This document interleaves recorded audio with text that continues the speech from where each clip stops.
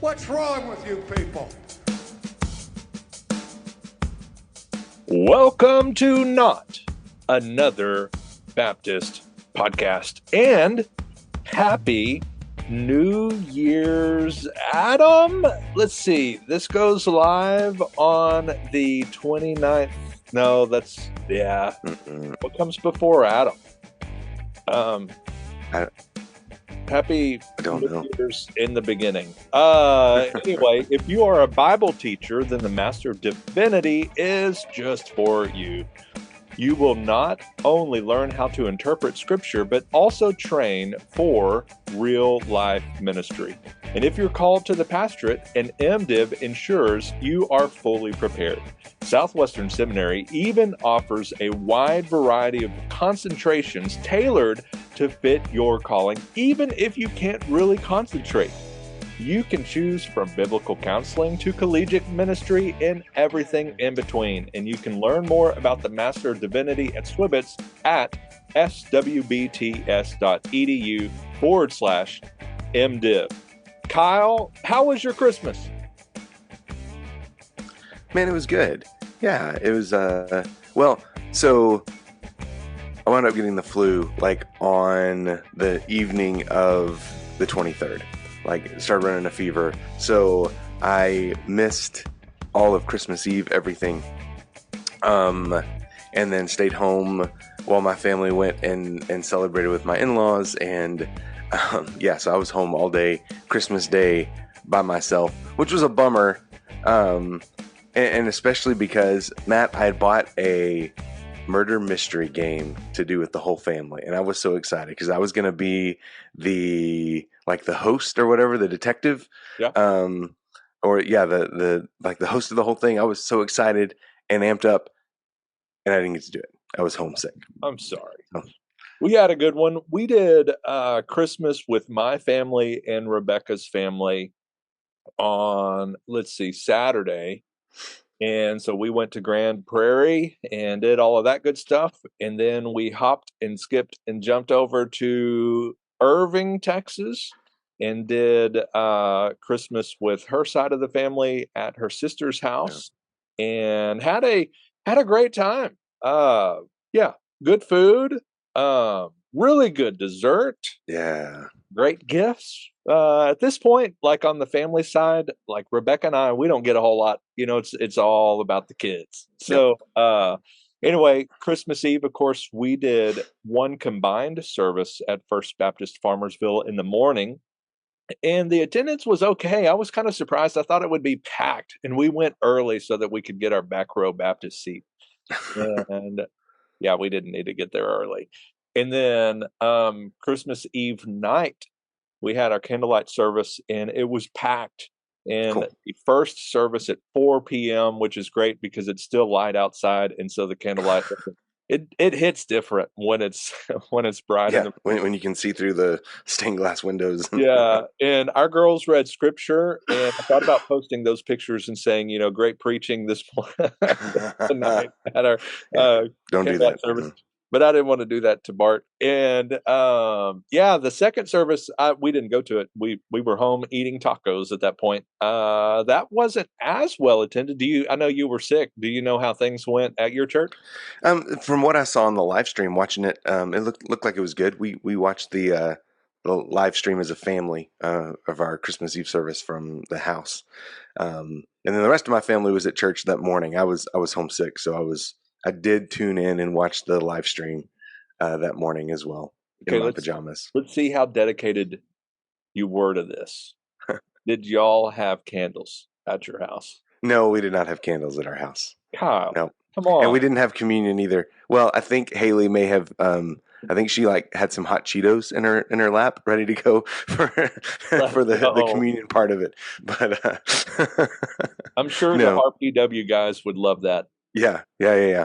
So no, we just watched along. We did not have candles, and we weren't really prepared. This kind of hit last minute.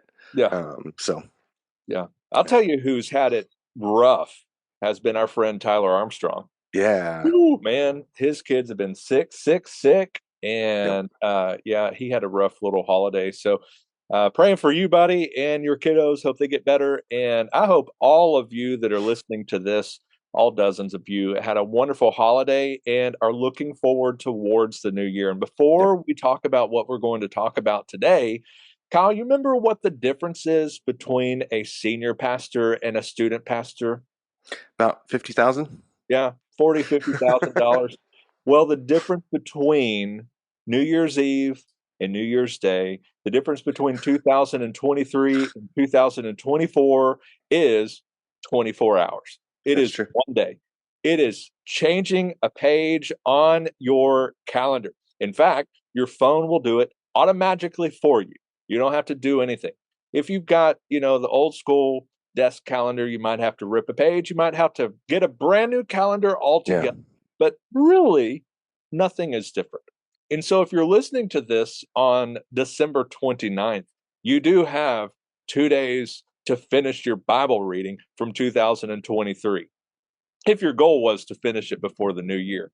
But this is still what a lot of people use as the whole new year, new me. Yep. Right? You set goals. Maybe you have some resolutions. I want to lose weight. I think it was Philip Nation that said he was trying to lose 25 pounds in 2023 and has 2 days to lose 30 or something like I've that. only got 35 more to go. Yeah, 35 to go. Like, well done, Philip Nation. We're right with you. But yeah, so we get that there's not really a big difference between 1231 and 1-1, but it is a new start, a great opportunity for you to look back and to look ahead. Maybe set some goals, think about what went great, what didn't go so great, all of that good stuff. And recently on the Facebooks, I made a post to that effect. And 2023, as you're listening to this, it's getting towards the rear view mirror. If you Yeah, listen to just this a little next bit. week, it is in the rear view mirror. Right now, we're like passing it. Unlike the 18 wheeler that is passing at 70.1. Well, that's going to be a very niche joke from last week. But anyway, it is just around the corner. And we want to encourage you, challenge you maybe to look back, look ahead, and a few things along those ways. Some of those kind of start with you, buddy. Yep. Me, Kyle, all of us individually to actually ask yourself, how are you doing? All right. So, how are you doing? So, Kyle, let's talk through what some of that would involve. Maybe, am I spending time in the Word? Am I Yeah. praying? Am I taking time to rest, recreate, all of that sort of Yeah. thing? What else might we want to think about if we're talking about ourselves individually? How are we doing? Well, yeah. I mean, I think physical health is a part of that. Almost everybody, I think this time of year, if you're gonna have like a weight loss goal or, a get in shape goal or something like that, that usually hits around January 1st. It's why, gym memberships are probably up, will be up in the next week or so, and gyms will probably be busier the next couple of weeks more so than maybe any other time throughout the year, as folks really kind of hit that hard. So, I mean, I think, asking where am I physically? Am I where I want to be? Am I taking care of my physical body that God has given me? But then also, your family. Am I spending time with my family? Am I investing in them like I should, like I want to? What are some steps I can take? And again, you're not going to lose just like in your physical body, you're not going to lose 30 pounds in January, nor should you. um, you're probably not going to, solve every issue in your family in the next month, but you can begin to take some steps that will hopefully develop into a pattern so that as you're looking back at 2024 a year from now, you can say, here are some steps that I took that really improved my physical health, my family health, my spiritual health, whatever. And don't be afraid to start small, because those can be the first steps to some lasting change. Yeah, remember they are your first ministry. Yep. After all, you might be the pastor of First Baptist wherever, but your first ministry is the people in your home, your wife, your kids, if you got them, and they need to know that they are with you in a part of what you are doing, and not just left on the bench or on the sidelines. Does every member of your family feel loved and appreciated by you? Are there things you can do better? And the answer is yes. Like, even if you're doing pretty good with Yep. this, like, you can obviously improve. Yeah. Uh, And if you and would look at it and say you're perfect, you're delusional and you yeah, need so to then see we're a, going to go back and encourage you to do a study on humility. yeah. But yeah, you need to be spending some time in the Word and prayer. Hey, if you're a guy that benefits from a reading plan, there's a number of them. Many of them have built-in grace days, so in case you do have a hectic schedule or you're going to travel for a bit and you just don't, you just slack off for a moment, or life gets crazy, or you have like a moment like Tyler, Armstrong recently with his kids, where it's just like your hospital visits, everything else, like it's just Yeah. tough. Like, don't beat yourself up over it, but just make sure that you are making time with the Father priority, time with His Word and prayer, all of that kind of stuff. That you need rest, you need to work out, all of those sorts of things. And so, moving on a little bit, as you look back and you're kind of assessing, how am I doing?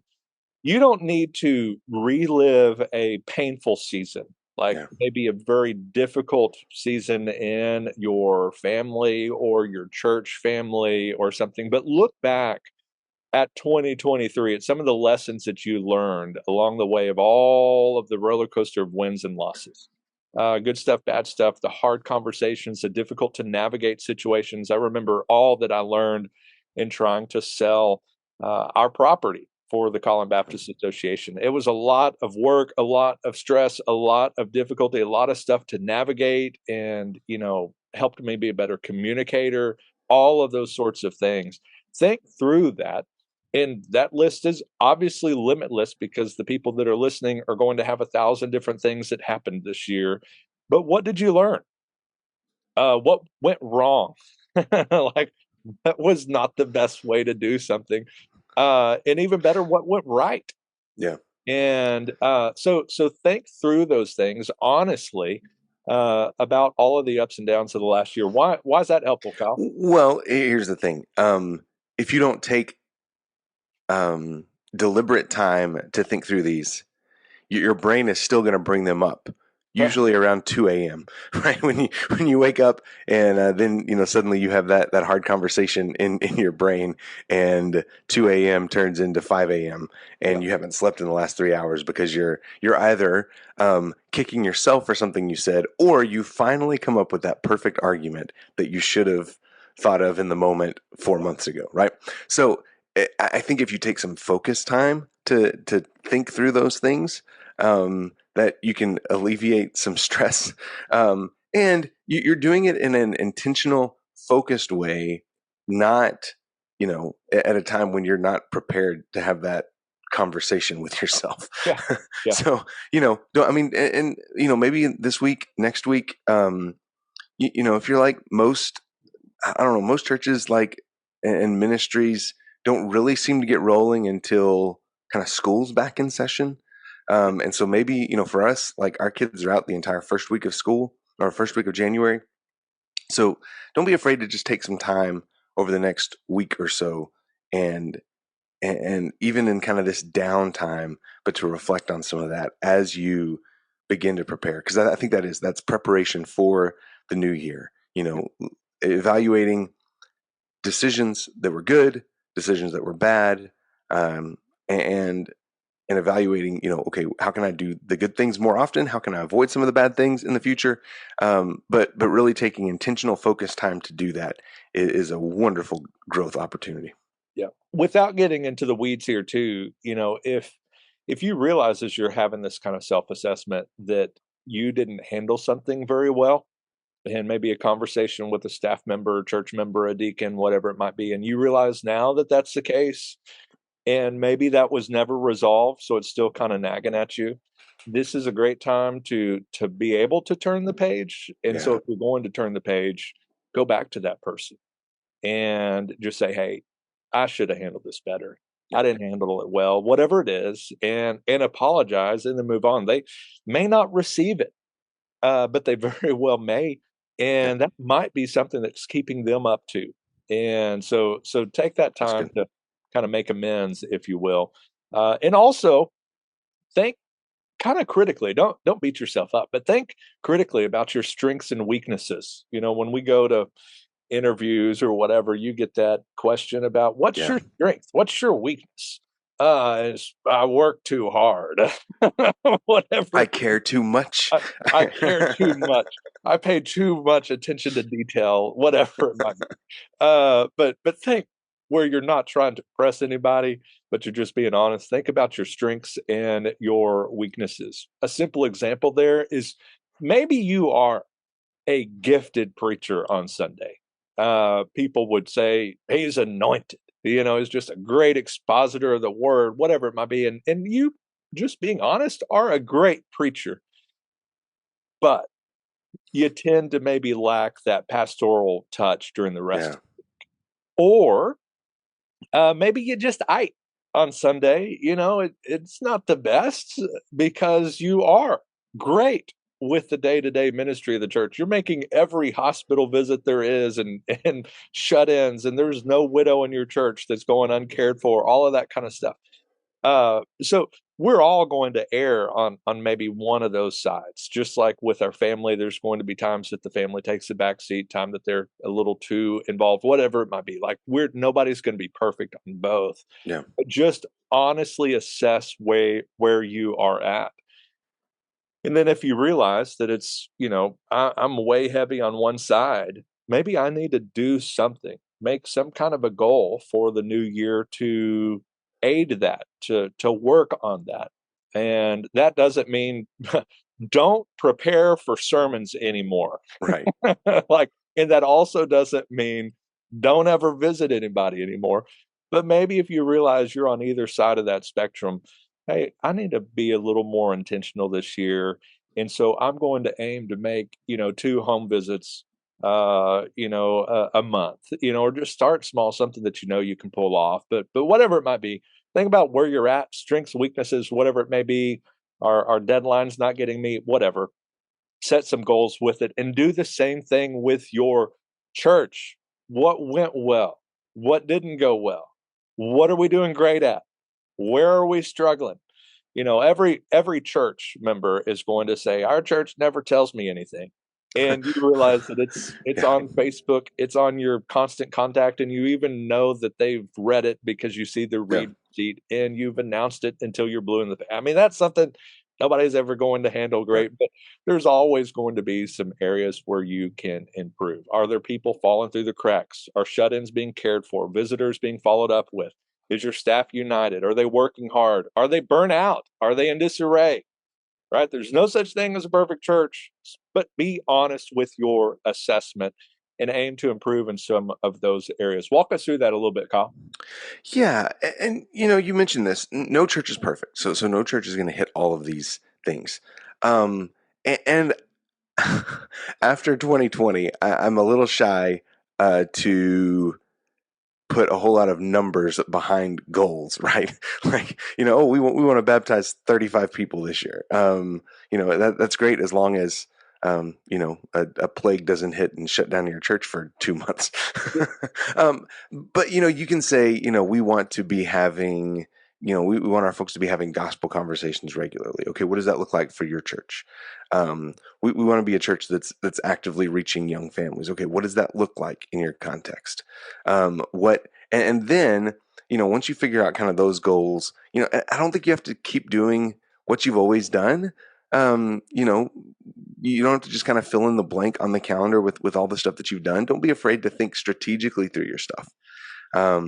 Maybe, the way that you've done VBS is not effective at this point, and you need to reevaluate what that looks like.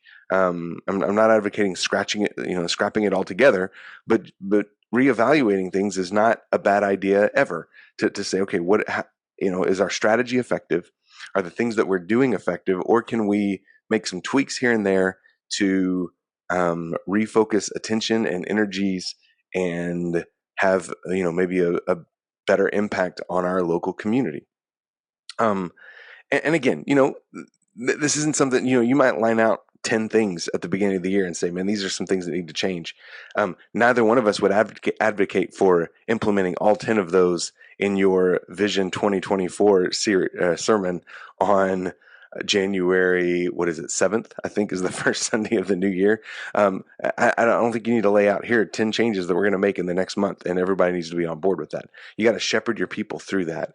But you can begin to help them think through some of those things as well. Because here's the thing, if something is not effective, you're probably not the only person that's seeing it, right? Mm-hmm. And so in your church, the new year is a great time just to reevaluate things. And not to, as I said earlier, not to scrap everything just for the sake of doing something new, but to really take an honest look at what you're doing, the events, the strategies. Are they effective? How can we make them more effective in a new year? Yeah. Yeah. As you were talking about, like, being leery of setting metric goals at the new year, I started thinking, what if there was that pastor that was like, you know what, in the new year, we're going to start live streaming our services.